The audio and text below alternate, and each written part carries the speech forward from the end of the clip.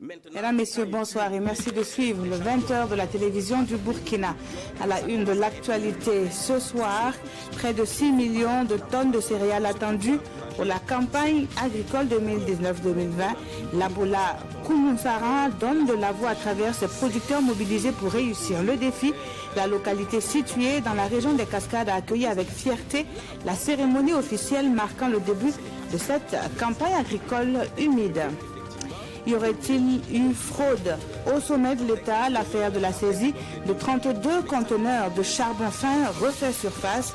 Le Renlac accuse la société Ayamgol de Sakan d'avoir voulu faire sortir de l'or ainsi que d'autres minerais du pays avec la complicité du département des mines et des carrières. Le réseau de lutte anticorruption livre les résultats de son enquête dans ce journal. Et puis une double conférence avec des avis bien tranchés. À Bobo Dioulasso, les pros et anti-déclassement de la forêt de Croix avancent leurs arguments face à la presse. Les deux parties ont différemment animé des points de presse donc sur la construction d'un hôpital sur le site de la forêt classée. Les comptes rendus à suivre en images dans quelques instants. Bienvenue à tous. Le plan national de développement économique et social avance relativement bien. C'est la conviction que se partagent les participants à la rencontre annuelle du Comité national de pilotage du PNDES. La revue 2019 de ce référentiel de développement du Burkina ne cache pas les défis à relever. Le chef du gouvernement qui a clos les travaux du comité compte sur l'engagement des partenaires pour une mobilisation continue donc des ressources. Konsoun Koulibaly avec Olopoda. Malgré un contexte sécuritaire difficile et des remous sociaux particulièrement nombreux, le PNDS continue d'engranger des résultats. Au plan économique, 2018 a enregistré une croissance de 6,6% contre 6,3% en 2017. Dans les secteurs des routes et de l'éducation, les réalisations physiques sont au-delà des prévisions. Il ressort de cette revue 2019 du PNDS que le taux d'achèvement au poste primaire est passé à 40% pour une prévision de 35%. Et même dans le secondaire, la parité est de l'ordre de 0,74 alors que 0,75 alors que nous visions 0,66. Donc là, on a un progrès. On a des progrès dans le domaine des infrastructures évidemment. Donc vous pouvez bien voir, tout le monde peut constater les aménagements de voiries urbaines et des renforcements de routes, les routes en bitumage. La proportion de l'énergie renouvelable dans la production totale d'énergie s'est accrue. On est aux environs de 14%. En matière de réforme, l'adoption du nouveau code d'investissement est la parfaite illustration de la volonté du gouvernement d'améliorer le climat des affaires dans un pays où certaines régions restent toujours éprouvées par l'insécurité. Ce qui amène le gouvernement et les amis du Burkina Faso à renforcer leur partenariat pour plus d'acquis dans la mise en œuvre du plan national de développement économique et social. Nous avons également fait le point de la contribution des partenaires parce qu'ils étaient autour de la table avec nous. Ils nous ont indiqué leur volonté à continuer de nous accompagner dans la mise en œuvre. Ils nous ont donné, j'utilise le mot à bon escient, ils nous ont donné des conseils pour améliorer nos performances sur le terrain. Ils nous ont donné des indications sur la manière dont il faut que nous améliorons notre planification sectorielle de manière à ce que leur contribution puisse être beaucoup plus efficace que ce que nous avons atteint aujourd'hui. Nous devons tous jouer notre rôle pour que la mise en œuvre du PNDS puisse contribuer aux résultats collectifs du Burkina Faso, notamment en ce qui concerne la réduction des fragilités, la réduction des inégalités régionales, le renforcement de la résilience des populations. Mobiliser des ressources dans un climat apaisé pour renforcer l'appareil sécuritaire et améliorer la résilience des populations, c'est l'engagement pris ici par les différentes parties qui affichent leur détermination à réussir les projets et réformes du plan national de développement économique et social. Une initiative africaine pour venir à bout de l'insécurité alimentaire et énergétique. L'Alliance pour le biodigesteur en Afrique de l'Ouest peut compter sur la participation du Burkina Faso. L'Assemblée nationale donne son accord, tout comme elle est favorable pour le renforcement budgétaire de 4 fonds nationaux.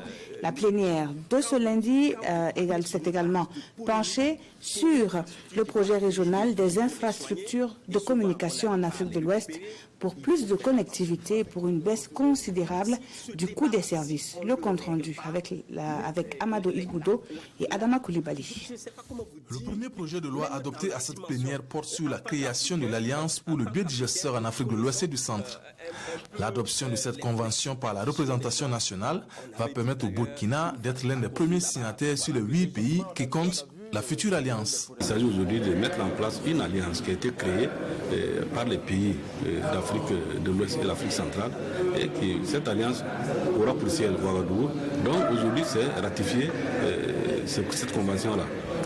La ratification va nous permettre effectivement de pouvoir installer l'alliance dans notre pays et comme vous l'avez dit tantôt, d'aller vers les partenaires techniques et financiers pour effectivement rechercher les ressources nécessaires pour la mise en place de la technologie à grande échelle dans les différents pays. Le second projet de loi est lui relatif à un accord de prêt pour soutenir les 4 fonds nationaux qui sont le FARF, le FAPE, le FEJ et le FAZI qui interviennent en faveur des jeunes et des femmes. Il porte sur un montant de 20 millions de dollars US conclu avec la BADEA. Il se trouve qu'ici, avec donc la BADEA, nous avons eu donc un prêt de 20 millions de dollars. Bon, au cours actuel, ça va tourner autour de 10 à 11 milliards pour ces 4 fonds. Je pense que ça pourra donc contribuer effectivement à améliorer leur dispositif sur le terrain, à augmenter donc le nombre de femmes et de jeunes qui pourront donc avoir des crédits pour leur fonctionnement, pour leur activité rémunératrice. Le dernier projet de loi adopté à l'unanimité des 103 députés présents comme pour les autres lois porte sur un projet régional d'infrastructure de communication en Afrique de l'Ouest Burkina Faso. Le projet en réalité va permettre de diversifier les sorties entre le Burkina Faso et les autres pays voisins.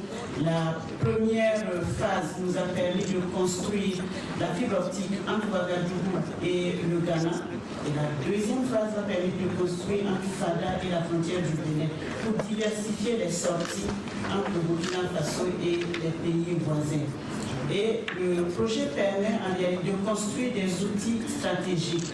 Le point d'atterrissement virtuel. Nous sommes un pays enclavé, c'est pour amener l'Internet virtuellement, comme un port sec dans notre pays. On l'a fait à Ouagadougou et ça a permis, je vais reprendre de façon générale, ça a permis de faire baisser drastiquement les coûts. Pour l'administration, moi je paye 80 mégas à 38 millions. Et aujourd'hui, avec l'installation du PAV, nous payons 1 giga, c'est-à-dire 10 fois plus élevé, à moitié prix, à 23 millions. Ce financement additionnel de plus de 10 milliards de francs CFA conclu avec l'IDA va permettre de renforcer les infrastructures de connexion Internet et surtout baisser le coût des différents services numériques. Et c'est parti pour la campagne agricole du mai 2019-2020. Le lancement officiel a eu lieu ce week-end à Labola, Koumoussanra, localité située dans la commune de Tchefoura, province de la Comoé, région des Cascades. Le département en charge de l'agriculture affiche une volonté, celle de l'atteinte de l'autosuffisance alimentaire. Et pour cela, la production attendue cette année donc s'élève à 5 800 000 tonnes de céréales. Retour sur la cérémonie avec Moussa Tamboura, Cyril Kimilogo et Moumouni Barou. Labola Koumoussanra dans les Cascades. Les autorités en charge de l'agriculture et des aménagements hydro-agricoles procèdent au lancement de la campagne agricole humide 2019-2020. L'ambition, atteindre l'autosuffisance alimentaire.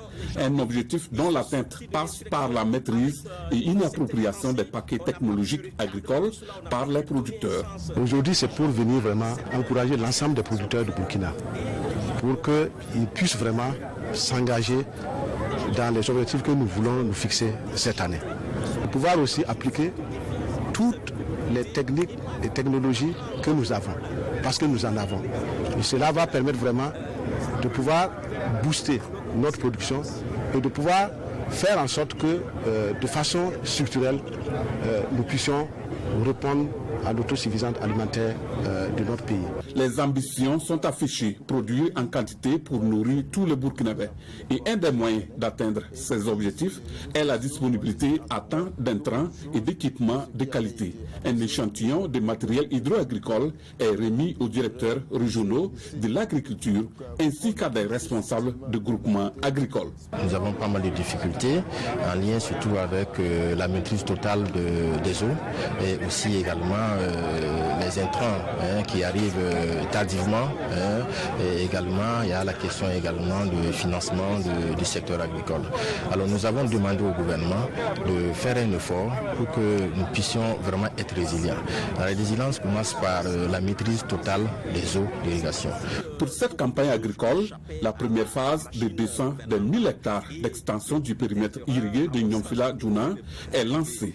Et en attendant la vulgarisation des données de ce périmètre ainsi que celle des autres données agricoles, le présent protocole est signé entre la Chambre régionale d'agriculture du Burkina Faso et la société Agridata.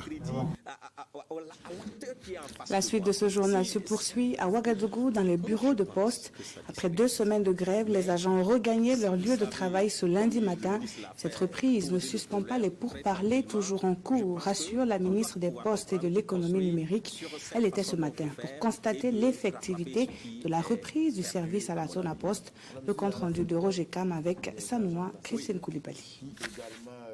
Centre national de traitement du courrier de la Poste, ce sont plusieurs dizaines de colis en provenance ou en partance pour l'international qui attendent d'être traités après 2 semaines de grève. Et l'on s'attelle à rattraper le retard. Bon, comme vous le constatez, un grand volume de courrier, mais avec les moyens de bord, on me dit que comme on est en début de semaine, on va essayer de rattraper le retard. Ici, on se donne 2 jours pour évacuer ces colis. Même ambiance dans ces guichets où l'on s'emploie à satisfaire les clients. Des clients pour lesquels la fermeture des guichets n'avait que trop duré. Je viens souvent pour envoyer des ressources à nos administrateurs. Je n'ai jamais eu de problème avec eux, sauf la grève là, qui a fait que le monsieur n'a pas pu toucher le mandat. Ça fait 1 mois qu'il a traîné. Vraiment, ça nous a un peu touché. Donc la prochaine fois, s'il peut ouvrir ne serait-ce qu'un guichet pour recevoir l'argent, au moins ce qu'ils ont perdu, là, ils n'allaient pas perdre. Et c'est avec soulagement que M. Ouedraogo constate la reprise du travail. Une reprise également constatée et saluée par la ministre Adja Fatoumata Ouattara. La Poste, ça reste une maison commune et ce sont les acteurs qui font la Poste. Et aujourd'hui, c'est un secteur stratégique. Le gouvernement a beaucoup d'ambition pour la Poste. Elle doit avoir de lendemain meilleur, mais elle n'aura de lendemain meilleur qu'avec les travailleurs et bien sûr les dirigeants. Donc c'est ce message que nous tenons à passer, à encourager ces travailleurs et regretter encore ce qui s'est passé et dire que maintenant nous nous trouvons encore dans une bonne posture, dans une bonne dynamique pour continuer le dialogue social. Si pour l'instant il n'y a pas d'accord entre les partis, la ministre rassure que les discussions se poursuivent pour trouver des solutions aux préoccupations des travailleurs et ramener la sérénité à la Poste. Il y a 1 an, le Burkina Faso annonçait la reprise de ses relations diplomatiques avec la République populaire de Chine, suspendue depuis plusieurs décennies. Ce renouveau diplomatique a aussitôt livré une véritable opération de charme à travers une coopération dynamique et profitable pour le Burkina. Quels sont les projets visés et en cours de réalisation? Le chef de la diplomatie burkinabé fait le point à l'occasion de ce premier anniversaire. Suivez.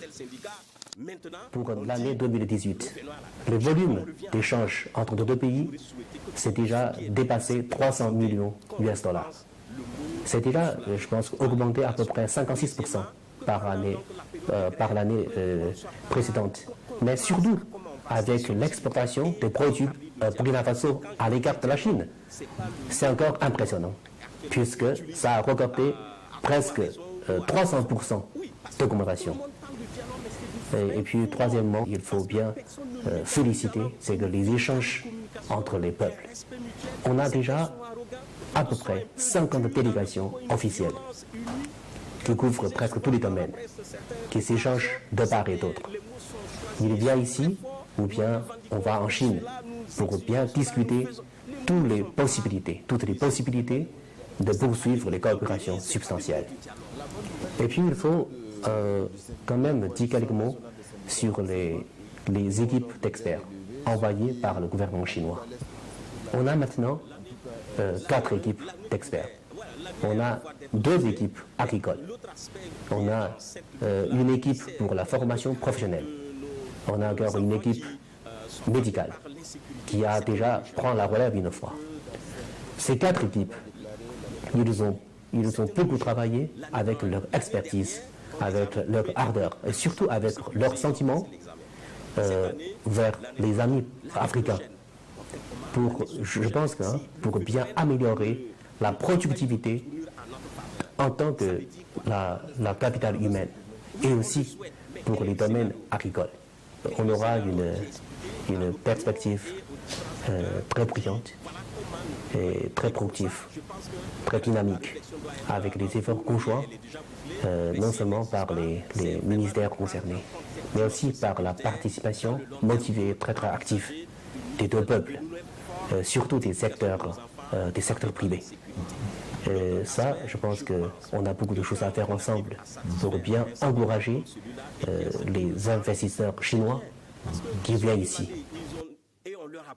Voilà, donc c'était là un extrait de l'entretien réalisé par Amadou Ardo Diko avec l'ambassadeur de la République populaire de Chine au Burkina Faso. L'intégralité, c'est à suivre dans nos programmes de la télévision du Burkina.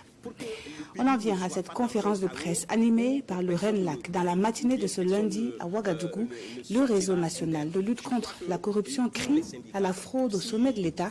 Il avance les résultats d'une investigation menée sur la saisie des 32 conteneurs de charbon fin destinés à l'exportation. 5 mois après l'affaire, le réseau anticorruption est formel. La mine tentait donc de faire sortir du pays et frauduleusement plusieurs minerais. Le compte-rendu de Draman Guéné. Le RENLAC crie au pillage des ressources minières par la société Ayam Gold et Sakan avec la complicité de l'autorité gouvernementale. 32 conteneurs de charbon fin proposés à l'exportation par la société minière sont saisis en fin décembre 2018. Ce qui est présenté comme du charbon fin est plus proche de l'or massif que du résidu d'or selon le réseau. La teneur de ce résidu de minerais dépasserait largement les normes en la matière. Au niveau des sémaphores, la teneur en or, par exemple, se situe entre 10,46 grammes par tonne et 103,2 grammes par tonne. Mais en ce qui concerne le charbon fin que Essakan, enfin Ayam Gold et Essakan a tenté d'exporter, on a abouti à des éléments qui indiquent que par moment on a environ 5550 grammes par tonne.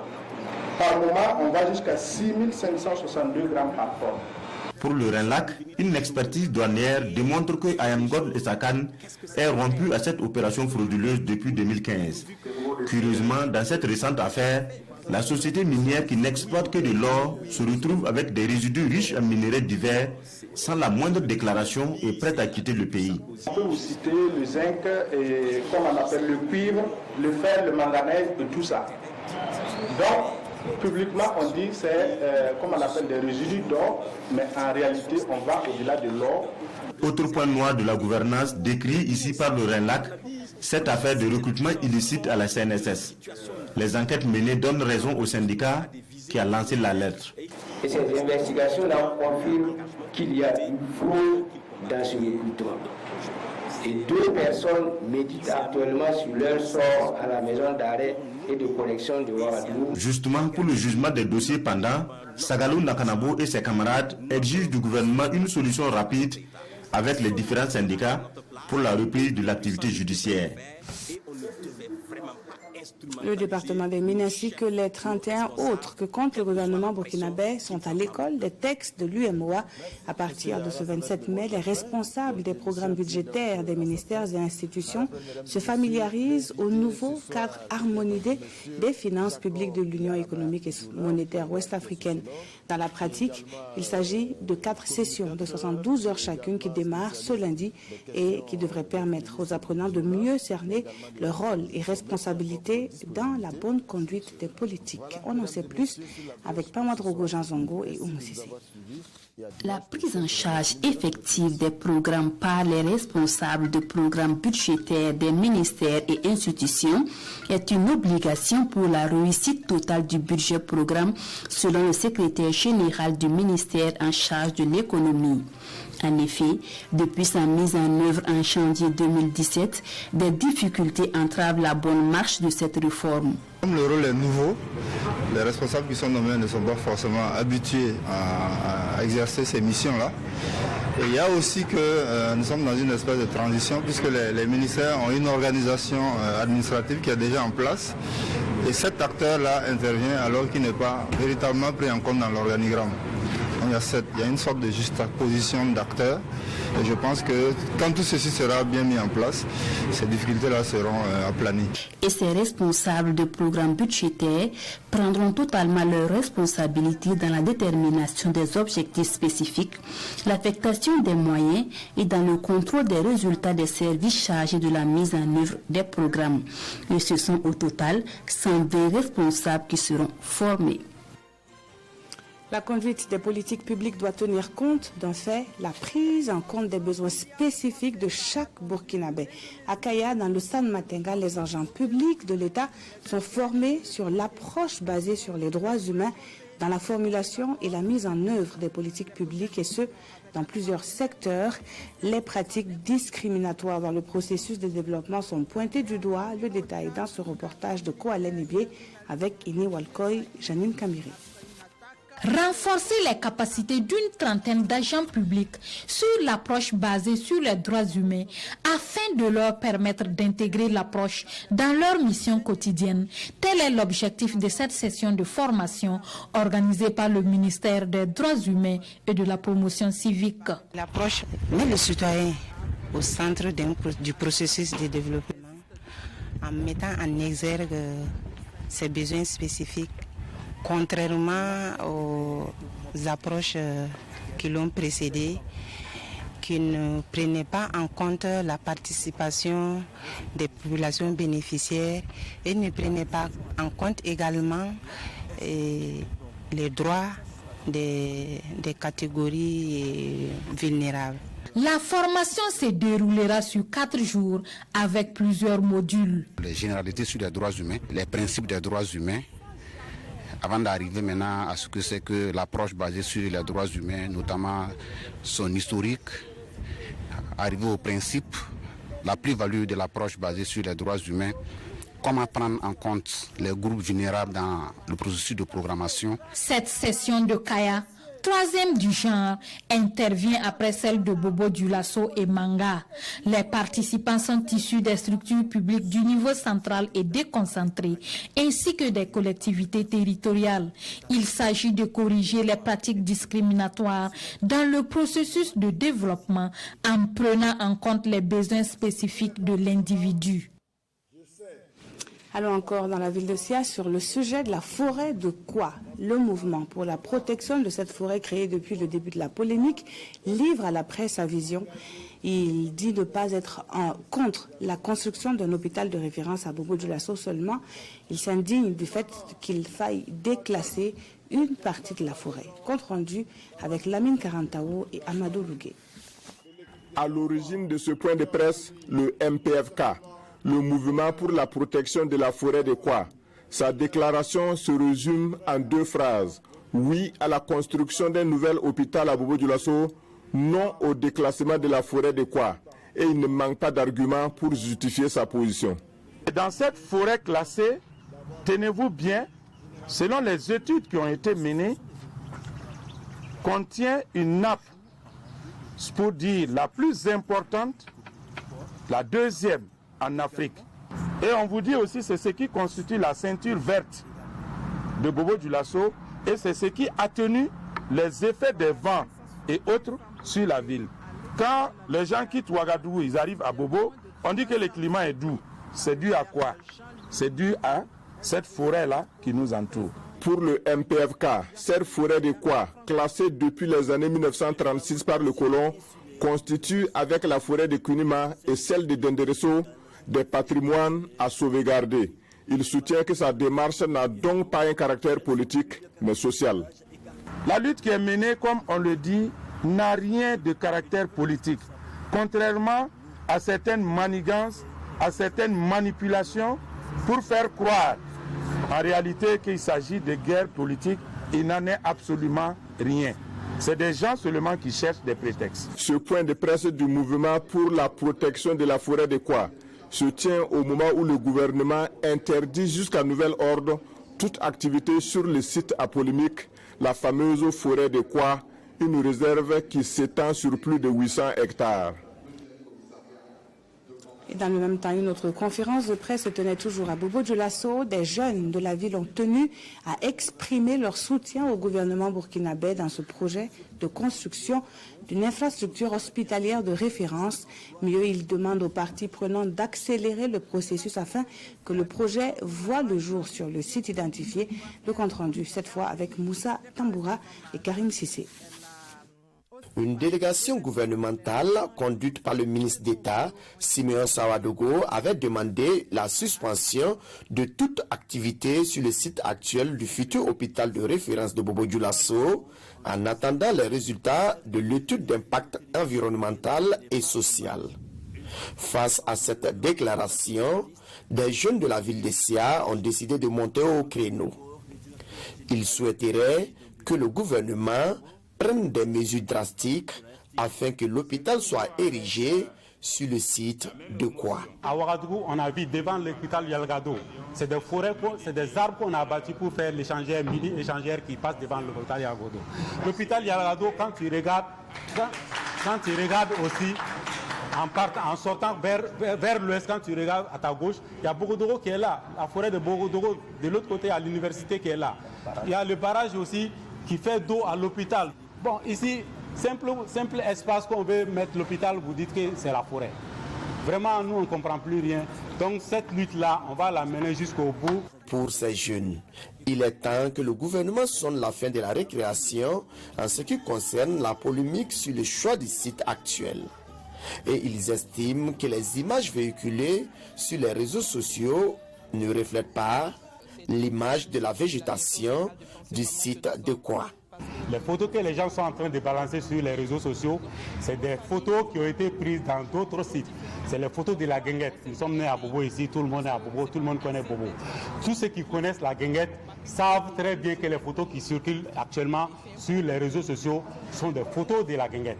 Actuellement, le site est désert. Il n'y a rien sur le site que des arbres qui datent de plusieurs années. Il n'y a pas d'arbres de plus de 50 ans sur le site. Actuellement, le site, c'est des hameaux de culture, les gens sont en train de cultiver là-bas. Ce mouvement de jeunes dit être prêt à s'engager auprès du gouvernement burkinabé afin de faire du projet de construction de cet hôpital de référence une réalité.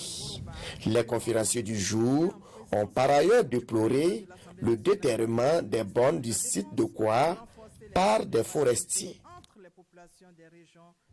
L'École nationale de santé publique se penche sur l'exécution des actes de ses activités.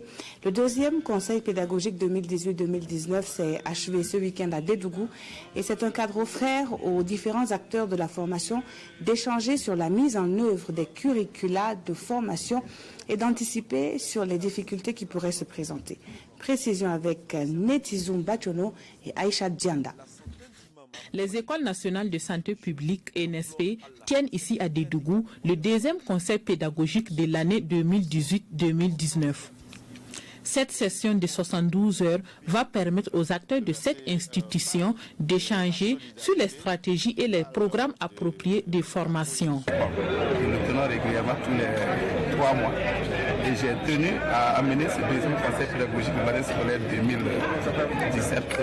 2018-2019 à Dédougou.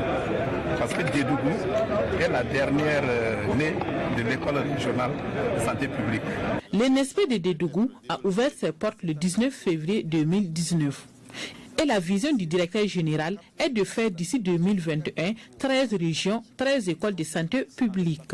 L'école nationale de santé publique, je pense que c'est un devoir, et ça va dans la droite ligne de la politique du chef de l'État. Et donc, de rapprocher aussi les institutions au public. Et donc, je pense que l'ouverture de cette institution va donner la chance aux fils ou aux filles de la région aussi de rester sur place dans les régions pour bénéficier de cette formation.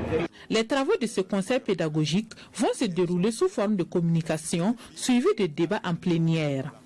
Après les échanges, les recommandations suivront pour une meilleure réussite de l'année scolaire 2018-2019 à l'ENSP.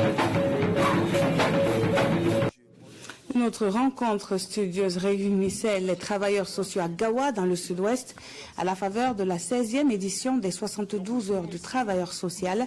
Une conférence publique sur le travail des enfants dans les sites d'orpaillage a été organisée.